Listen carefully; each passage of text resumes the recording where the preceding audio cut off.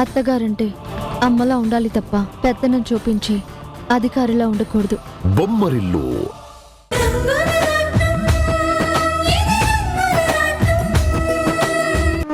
నీకు పెళ్లి జరిగింది, నువ్వు హ్యాపీగా ఉంటావని నేను ఎన్నో ఊహించుకున్నాను. కానీ మీ ఇంట్లో జరుగుతున్న పరిస్థితి ఏంటి అన్నది ఇందాక మీ ఇంటికి వెళ్ళాకే తెలిసింది. ఇల్లన్నాక ప్రతి ఇంట్లో గొడవలుంటాయి.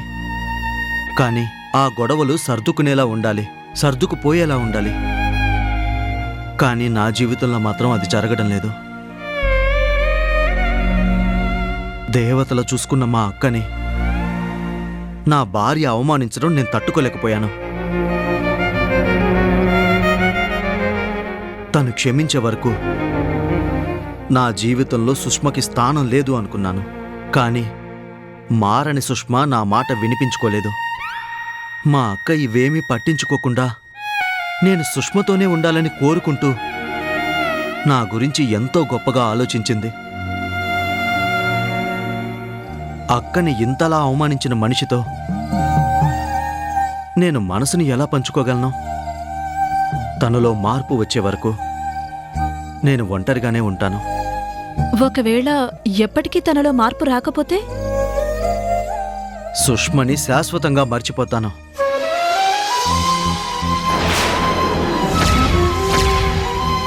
నేను ఒంటరిగానే మిగిలిపోతాను. నువ్వు ఎప్పుడూ ఒంటరివాడివి కాదు గోపి. నీకోసం ఆలోచించేవారు, నిన్ను అభిమానించేవారు, నువ్వు కావాలని కోరుకునేవాళ్ళు చాలామంది ఉన్నారు.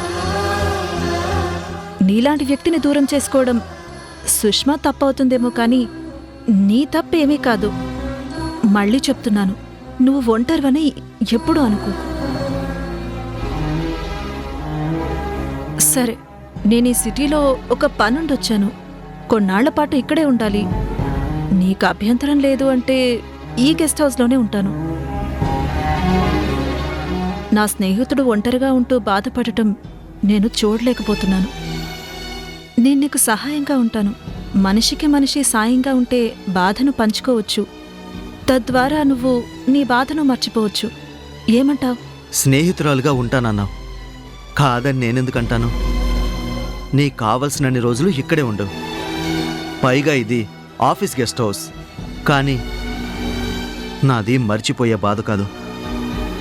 ఏ రోజైతే సుష్మ మా అక్కని క్షమాపణ అడుగుతుందో, ఎప్పుడైతే సుష్మలో పూర్తిగా మార్పు వస్తుందో, అప్పుడే ఈ బాధకు ముగింపొస్తుంది. అంతవరకు ఈ బాధ నాతోనే ఉంటుంది, నాలోనే ఉంటుంది. గోపి, మనం చదువుకున్నది చాలా గొప్ప చదువు. అందులో జీవితాన్ని ఎలా మలుచుకోవాలో కూడా ఉంటుంది. అది నీకు తెలియదని కాదు. ఒక్కటి గుర్తుపెట్టుకో, నది ఒడ్డున నిల్చుని పారుతున్న నీటిని మనం చేత్తో పట్టుకోవాలని ప్రయత్నిస్తాం. కానీ ఆ నీరు మనం చేతికి తగిలేలోపు ముందుకు సాగిపోతుంది. వెళ్ళిపోయిన నీటిని మనం ఎప్పటికీ పట్టుకోలేము. మళ్ళీ మన చేతిని తాకేది కొత్త నీరు మాత్రమే. ప్రవహించే నీరే మన కోసం ఆలోచించకుండా వెళ్ళిపోతుంటుంది. ఇక మనుషులంటావా, కాలంతో పాటు కొందరు మనకు దగ్గరవుతూ ఉంటారు, ఇంకొందరు దూరం అయిపోతుంటారు. వాళ్ల గురించి ఆలోచిస్తూ నీ జీవితం ఆగిపోకూడదు. కాలంతో పాటు నువ్వు నడుస్తూనే ఉండాలి. మారుతున్న మనుషులతో పాటు నువ్వు మారుతూనే ఉండాలి. అది మాత్రం మర్చిపోకు. ఇది నా గుంపు ముంచడానికొచ్చింది. గోపి ప్రతి మాటలోనూ నా గురించి చెప్తూనే ఉన్నాడు. ఇది మాట్లాడుతున్న ప్రతి మాటలోని నన్ను నా గోపికి దూరం చెయ్యాలనే మాట్లాడుతోంది. ఇది ఇక్కడే ఉంటే నా భర్త ఎప్పటికీ నాకు దక్కడు. ఇప్పుడేం చేయాలి?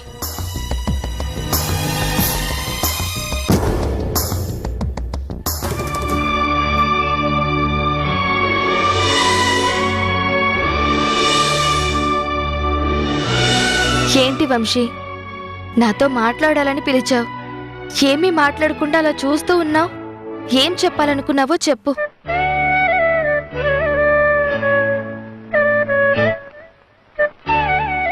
నన్నెందుకు మామూలు మనిషిని చేశావు వర్ష? నీ ఊహల్లోనే బతికాను. ఆ ఊహల్లోనే ఉండిపోవాలనుకున్నాను. నువ్వు నాతో ఉన్నావు అన్న ఊహతోనే ఈ ఊపిరి ఆగిపోవాలి అని కోరుకున్నాను. నువ్వు నా దగ్గర లేవు అన్న వాస్తవాన్ని నేను జీర్ణించుకోలేను. నువ్వు నాతో ఉండవు అన్న నిజాన్ని నేను తట్టుకోలేను. నీతో జీవితం పంచుకోలేను అన్న క్షణంలో నేను బ్రతకలేను వర్ష. అలా అని నా ప్రేమని నిలబెట్టమని నిన్ను అడగడం లేదు. ప్రేమ త్యాగాన్ని కోరుకుంటుంది. నీ నిర్ణయానికి నేను విలువిస్తున్నాను కాబట్టి ఆ నిర్ణయానికి తల వంచి ఇంకెప్పుడు నీ కంటికి కనిపించకూడదు అని దూరంగా వెళ్ళిపోయాను. నిన్ను దూరం చేసుకోవాలని కాదు వంశీ. నేను కళ్యాణ్ గారిని పెళ్లి చేసుకోవాలనుకున్నది నీ జీవితాన్ని నిలబెట్టడం కోసం. నువ్వు ఎవరితో జీవితాన్ని పంచుకోవాలో నేను నీకెప్పుడో చెప్పాను. నా జీవితంలో నువ్వు లేవు అన్న నిజం నీకు తెలియచేయాలని ఈ నిర్ణయం తీసుకున్నాను. కానీ నువ్వలా చెప్పా చేయకుండా వెళ్ళిపోయినా పిచ్చివాళ్లా మారిపోతే చూస్తూ నేనెలా తట్టుకోగలను? నిన్ను ఆ పరిస్థితుల్లో చూసినప్పుడు నా గుండె ఆగిపోయింది తెలుసా? నీ గుండెల్లో నాకు స్థానం లేదన్నావు. మన ప్రేమని సమాధి చేయాలన్నావు. నేను చేసిన తప్పుకి నాకొక జీవితానికి సరిపడా శిక్ష విధించావు. కన్ను మూతపడే చివరి నిమిషంలో కూడా నీ చిరునవ్వు చూడాలని కోరుకుంటుంది.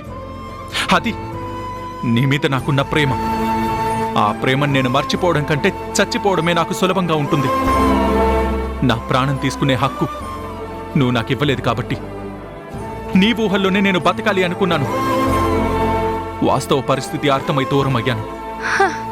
నువ్వు నాకు దూరం కావాలని కోరుకున్నది పిచ్చివాడిగా మిగిలిపోవాలని కాదు.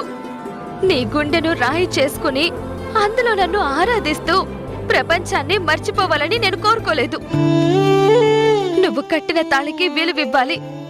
నీ కోసం ఎదురు చూస్తున్న మనిషికి నీ జీవితంలోకి నువ్వు స్వాగతం పలకాలి. అన్నీ తెలిసి అలా ఎలా మాట్లాడుతున్నావు వర్ష? నిజమైన ప్రేమ నీది. అందుకే నీ ప్రేమ కోసం ఈ ప్రాణం కొట్టుకుంటుంది. స్వార్థంతో కూడిన ప్రేమ సమంతది. మోసం చేసి తాళి కట్టించుకుంది. మోసంతో కట్టిన తాళికి విలువివ్వాలి అంటున్నావు. మోసంతో నన్ను సొంతం చేసుకోవాలన్న మనిషితో కలిసి జీవించాలి అంటున్నావు. జీవోత్సవంగా అక్కడ జీవించలేను, కానీ నీతో జీవితాన్ని పంచుకోలేను. అందుకే నేను ఒంటరిగా మిగిలిపోవాలనుకున్నాను. కానీ నువ్వు నన్ను అలా వదిలేయకుండా మామూలు మనిషిని చేసి తప్పు చేసావు వర్ష. నేను ఏ తప్పు చేయలేదు వంశీ. ప్రేమ అనేది 2 అక్షరాలు మాత్రమే కాదు. అది ఎవరి మనసులో ఎప్పుడు ఎలా పుడుతుందో తెలీదు. నా మీద నీకు ప్రేమ పుట్టింది, నీ మీద నాకు ప్రేమ పుట్టింది. అలాగే సమంత కూడా నీ మీద ప్రేమ పుట్టింది. ఆ ప్రేమ తప్పెలా అవుతుంది? నువ్వు నాకెక్కడ దగ్గరవుతావో అన్న కోపంతో నిన్ను సొంతం చేసుకోవడానికి తను తప్పు చేసింది కాదని నేను అనను. కానీ ఆ తప్పుకు శిక్ష తనని నువ్వు వదిలేయడం కాదు, అందర్నీ వదిలేసి దూరంగా వెళ్ళిపోవడమూ కాదు. మనసులో స్థానం లేని మనిషితో జీవితాన్ని పంచుకోవడం నరకం అవుతుంది వర్ష. ఆ నరకంలో బ్రతికే కన్నా ఇష్టమైన మనిషి గురించి ఆలోచిస్తూ ఆ ఊహల్లో పిచ్చివాడిగా బతకడమే నాకు ఆనందంగా ఉంటుంది. పిచ్చి పిచ్చిగా మాట్లాడుకు వంశీ. ప్రేమ సమాధి కావచ్చు, కానీ పెళ్లి సమాధి కాకూడదు. ప్రేమని మర్చిపోయినా ఎవరికీ సమాధానం చెప్పుకోకర్లేదు. కానీ చేసుకున్న పెళ్లిని వదులుకోవాలి అంటే 2 కుటుంబాలకు సమాధానం చెప్పుకోవాలి. శంకర్ ప్రసాద్ గారి కుటుంబం ఎలాంటిదో నీకు తెలుసు. ఆ ఇంటి పరువు పోతే వాళ్ళేమవుతారో కూడా నీకు తెలుసు. అందుకే మీరిద్దరూ కలవాలని కోరుకుంటున్నాను. నీకు ద్రోహం చేసిన మనిషి సంతోషంగా ఉండాలని కోరుకునే గొప్ప మనసు నీకుంది. కానీ నేను ప్రేమించిన మనిషి నాకు దూరం చేసి నన్ను తను సొంతం చేసుకోవాలనే మనిషితో జీవించాలన్న ఆశ కాని ఊహ కాని నాకు లేదు. అది నీకెందుకు అర్థం కావడం లేదు? ఇందులో అర్థం చేసుకోకపోవడానికి ఏం లేదు వంశీ. నువ్వే అపోహలో బతుకుతున్నావు. అందుకే అర్థం చేసుకోమని వేడుకుంటున్నాను. నేను కళ్యాణ్ గారితో పెళ్లి కొప్పుకున్నది కూడా నీకు దూరం అవ్వాలని, నువ్వు ఈ ప్రేమను మర్చిపోవాలని. మన మధ్య ప్రేమ ఉందన్న సంగతి కళ్యాణ్ గారికి ఎప్పటికీ తెలియకూడదు. నువ్వు ప్రేమించిన వర్ష ఈ సీత ఒక్కరే అన్న నిజం ఆయనకి ఎప్పటికీ తెలియకూడదు. నేను సీతలాగే ఉండాలి, ఆయనతో సీతలాగే బ్రతకాలి. ఈ జీవితం సీతలాగే ముగిసిపోవాలి. వర్ష అన్నది గతం. ఆ గతం ఇప్పుడు లేదు, భవిష్యత్తులో రాదు. పేరు మార్చుకున్నంత మాత్రాన రాత మారిపోదు వర్ష. మనసులో ఉన్న ప్రేమ చెరిగిపోదు. చెరిపేయాలని నేను ప్రయత్నిస్తున్నాను, మరిచిపోవాలని నేను కోరుకుంటున్నాను. మా పెళ్లి జరిగే క్షణానికి నిన్ను సమంతని ఒక్కటి చేస్తానని కళ్యాణ్ గారికి నేను మాటిచ్చాను. ఆ మాట నువ్వు నిలబెడతావని నేను ఇప్పటికీ నమ్ముతున్నాను. మీరిద్దరూ ఒక్కటై మా ఇద్దరిని ఆశీర్వదించాలి. ఇందులో ఎలాంటి మార్పు ఉండకూడదు, తేడా రాకూడదు. నా మాట నిలబెడతావు కదా? నీ మాటని గౌరవించాను. అందుకే నిన్ను మర్చిపోలేనని తెలిసినా, నీకు దూరం అవ్వడం కష్టమని తెలిసినా సరే నీకు కనిపించకుండా వెళ్ళిపోయాను. ఆ ఊహల్లోనే బతుకుతుంటే నా ఊహల్లో నువ్వు మాత్రమే ఉన్నావు. మన ప్రేమ పంచుకున్న మధుర జ్ఞాపకాలు మాత్రమే ఉన్నాయి. ఆ జీవితమే నాకు ఆనందంగా ఉంది. కానీ మళ్ళీ నన్ను మామూలు మనిషిని చేసి మనసే లేని ఒక మనిషి జీవితంలోకి పంపించాలని చూస్తున్నావు. అది తట్టుకోవడమే చాలా కష్టంగా ఉంది.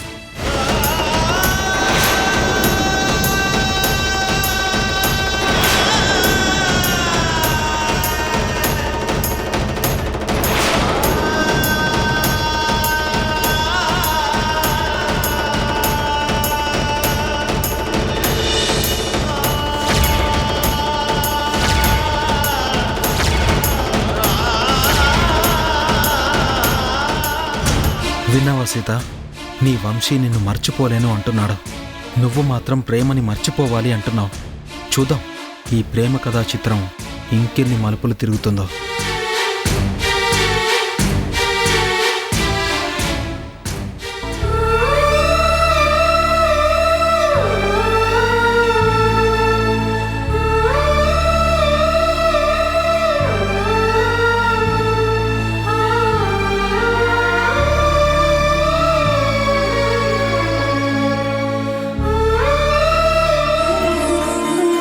కృష్ణ గారు, కళ్యాణ మండపం మొత్తం పూలతో డెకరేషన్ చేయాలి. ఆ రోజు చాలా పెద్ద పెద్ద వాళ్ళు వస్తారు. ఆ డెకరేషన్ చూసి అందరూ ఆశ్చర్యపోవాలి. అన్నీ ఒరిజినల్ పువ్వులే ఉండాలి. ఆర్టిఫిషియల్గా ఏదీ ఉండకూడదు. ఎక్కడ ఎలాంటి ఇబ్బందులు లేకుండా చూసుకోవాలి.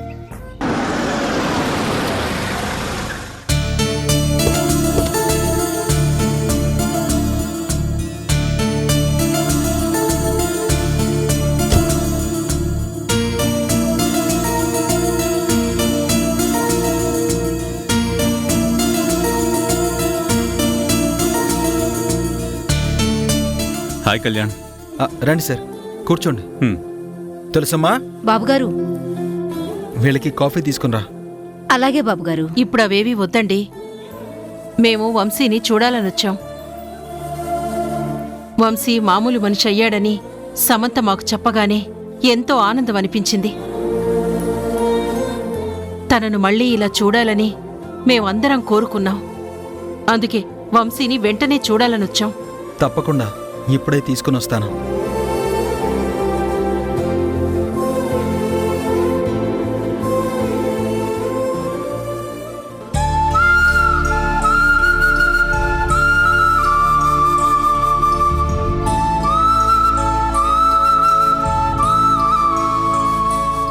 తాతయ్య, చూసావమ్మా, నువ్వు ఈరోజు ఇంటికి రాకపోతే మేము ఇక్కడికి వచ్చేసాం. నువ్వలా చెప్పకు తాతయ్య. ఏదో మనం తన కోసమే వచ్చాం అనుకుంటుంది. మనం వంశీ కోసం వచ్చాం, అది మర్చిపోకు. వంశీని మీ వాణ్ణి చెయ్యాలని, మీ ఇంటికి పంపించాలి అని మామూలు స్థితిలోకి తీసుకొచ్చాను. అది నేను ఎప్పటికీ మర్చిపోను.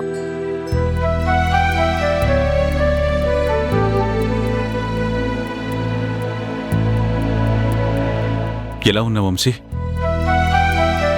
మీరెలా చూడాలనుకున్నారో అలాగే ఉన్నాను. నిన్నెప్పుడు సంతోషంగానే చూడాలనుకున్నాను. నువ్వెప్పుడు ఆనందంగా ఉంటే చూడాలని ఆశపడ్డాను. నువ్వు బాగుండాలని తప్పించాను. కానీ నీకలా జరిగిందని తెలిసినప్పుడు మేమందరం ఎంత బాధపడ్డామో నువ్వు ఊహించలేవు. మళ్ళీ నువ్వు మామూలు మనిషి అయ్యావని తెలిసినప్పుడు మేమెంత ఆనందపడ్డామో నీకు తెలీదు. ఎవరి ఊహకు అందనట్టు ప్రవర్తించడమే మీ కుటుంబం తాలూకా గొప్ప లక్షణం కదా.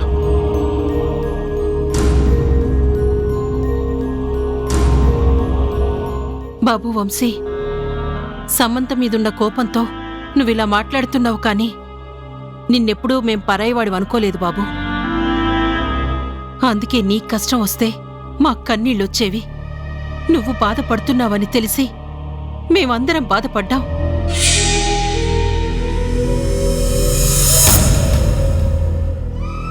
నువ్వు మళ్ళీ మామూలు మనిషి అయ్యావని తెలిసినప్పుడు మేమందరం చాలా సంతోషించాం. కుటుంబాల మధ్య ఎన్ని గొడవలున్నా అయిన వాళ్లకు బాలేదని తెలిస్తే బాధపడేది ఆత్మీయులే. మీరందరూ థ్యాంక్స్ చెప్పుకోవాల్సింది సీతకి. ఎందుకంటే వంశీ మళ్ళీ ఇలా మారాడంటే దానికి పూర్తి కారణం తనే.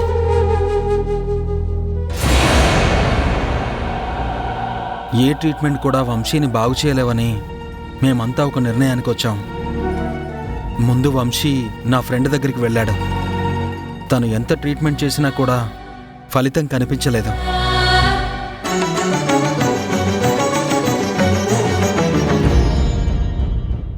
తర్వాత నా దగ్గరికి తీసుకొచ్చాడు. ఇక్కడ ఎన్నో రకాలుగా ప్రయత్నించినా కూడా వంశీ విషయంలో ఎలాంటి మార్పు రాలేదు.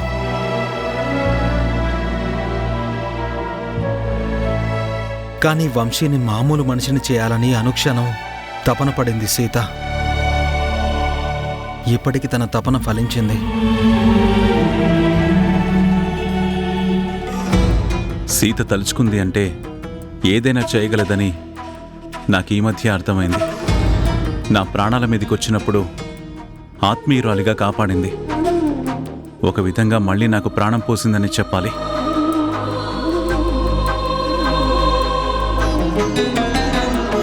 ఇప్పుడు వంశీ విషయంలో కూడా సీత ప్రయత్నం ఫలించిందని మీరందరూ చెప్తుంటే చాలా సంతోషంగా ఉంది.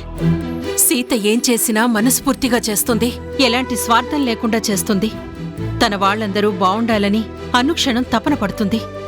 ఆ తపనకు నిదర్శనమే ఈరోజు వంశీ మామూలు మనిషి అవటం. ఏంటి మొత్తం క్రెడిట్ అంతా ఏదో సీతదే అయినట్టు చెప్తున్నారు? సీత వంశీ బావుండాలని గుడికి వెళ్ళింది. అక్కడ పాము కాటు వేయబోతుంటే ఒక విధంగా వంశీ సీతను రక్షించాడు. ఇందులో సీత గొప్పదనం ఏమీ లేదు. అంతా వంశీ గొప్పతనమే.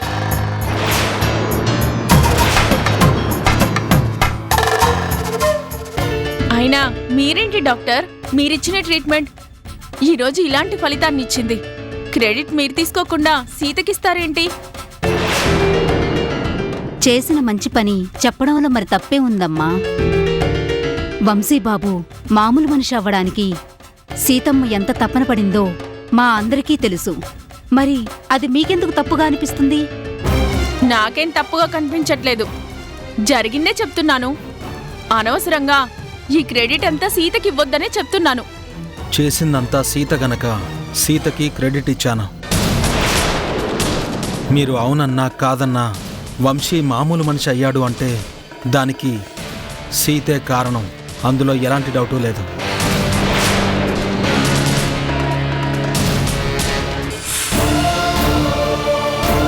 మీ మాట నేను నమ్ముతున్నాను డాక్టర్ గారు. ఇదంతా సీత వల్లే జరిగింది.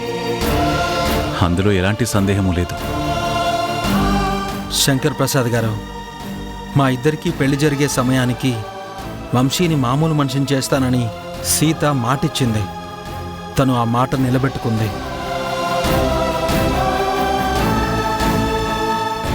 అలాగే మీరు కూడా మాటిచ్చారు కదా డాక్టర్. వంశీ ట్రీట్మెంట్ పూర్తవగానే మామూలు మనిషి అవగానే మాతో పంపిస్తానని. మరి మీ మాటని మీరు నిలబెట్టుకోండి. ఇప్పుడు వంశీని మాతో పంపిస్తారు కదా? తప్పకుండా పంపిస్తాను, కానీ ఇప్పుడు కాదు. మా పెళ్లి వంశీ చేతుల మీదుగా జరగాలన్నది నా కోరిక. ఆ పెళ్లి వంశీ దగ్గరుండి జరిపించాలి. వంశీ కళ్ళ ముందే నేను సీత మెడలో తాళి కట్టాలి. వంశీయే మమ్మల్ని మొదటగా ఆశీర్వదించాలి.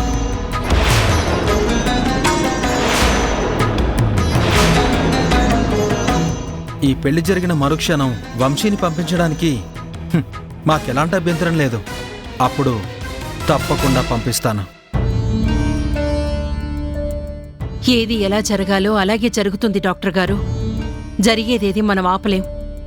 ఆపాలని ప్రయత్నించినా ఆపడం ఎవరి తరం కాదు, ఆ భగవంతుడి నిర్ణయం.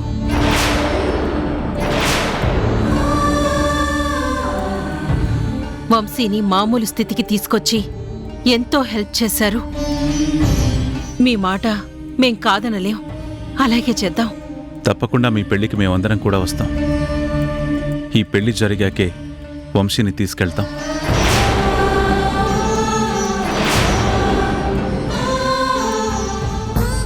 వంశీ, ఇంక నువ్వు ఇంట్లో ఎక్కువ రోజులు ఉండనక్కర్లేదు. తొందరలోనే మన ఇంటికి వెళ్ళిపోదాం.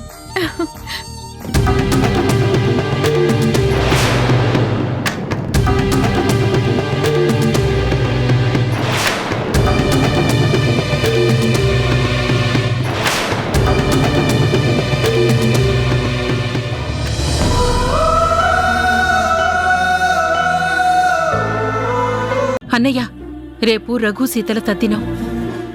ఇన్ని రోజులు సమంతతోనే పెట్టించాం. ఇప్పుడు వర్ష కూడా వచ్చింది కాబట్టి ఇద్దరితో కలిపి కార్యక్రమాన్ని చేయించాలనుంది. కానీ ఎలా చేయించాలో నాకు అర్థం కావడం లేదు. దేవరాజ ఆబ్దికం కూడా రేపే కదా. నాకు స్పృహ వచ్చిన దగ్గర నుంచి ప్రతి సంవత్సరం నా స్నేహితుడికి నేనే ఆబ్దికం పెడుతున్నాను. కానీ ఇప్పుడు తన కూతురుతో ఆబ్దికం పెట్టించాలని నిర్ణయించుకున్నాను. అంటే కీర్తి ఎవరన్నది రేపు తెలిసిపోతుంది.